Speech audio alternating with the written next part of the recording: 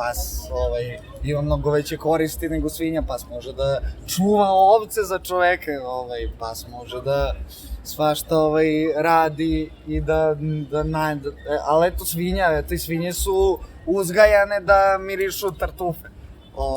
I inteligentni su, vrlo su inteligentni, inteligentniji su od pasa čak svinje. Stvarno? Da, inteligentniji su od pasa. One su jedne od, poprilično inteligentnih životinja. Imao sam prilike jednu svinju da, koja je spašena sa farme, dok je mala bila pa da je čuvam malo.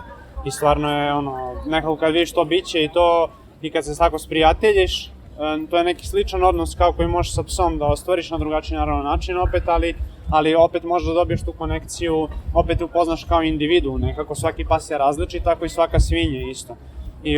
I vidiš, onda upoznaš se s time da zapravo nema tu neke preterane razlike u tome. Mi smo samo tako proizvoljno odabrali jednu vrstu i onda je tretiramo drastično drugačije od drugih.